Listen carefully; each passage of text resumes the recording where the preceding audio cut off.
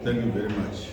As I indicated in my address, we subjected this document to Cabinet, chaired by the President, and we had a very robust discussion in Cabinet, including the questions that you have just asked about. Are we able to implement what we are asking the President to pledge? The President will make the pledge in the final document to say we are committed to this, and we interrogated every aspect of it. The issue about renewable energy, where is the money going to come from? The issue about transmissions and others, where is the money going to come from? The issue about generation in order to reach a supply situation where is more than demand. All those we interrogated, and the Minister of Finance and I answering questions in Cabinet to say these are the areas. And I'm convinced that with the commitment that came out of that Cabinet, and with questions led by the President himself, and him finally saying, let's go for it, I'm sure that the commitment is there. And what we now need is to canvass it so that for those where we want the private sector to invest in, we obviously have to market. And what we are doing today is an issue of marketing for it.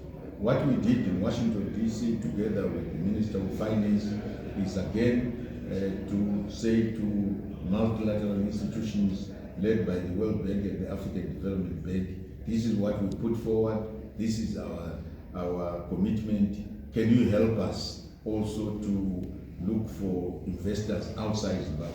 So within Zimbabwe, outside Zimbabwe, the private sector is going to play a more dominant role, and that's what we need. But government remains seized with, for instance, the issue of clean energy.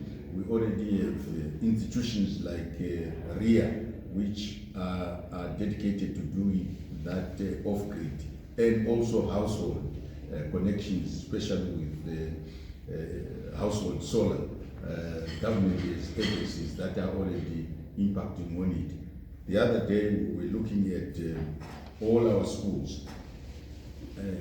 How many schools have solar? Out of primary schools and secondary schools, over 9,000. How many are now connected either to the grid or with solar? And we think it's within our reach actually to connect to all of them by 2030. So are our clinics. We looked at all the clinics, and we are sure that the rural clinics, which are about 1,500, we think with other institutions, UNDP, UNICEF, and government, we should be able to connect. So we segment society so that we can see how to achieve our objectives. And these were well discussed, and government's commitment is there.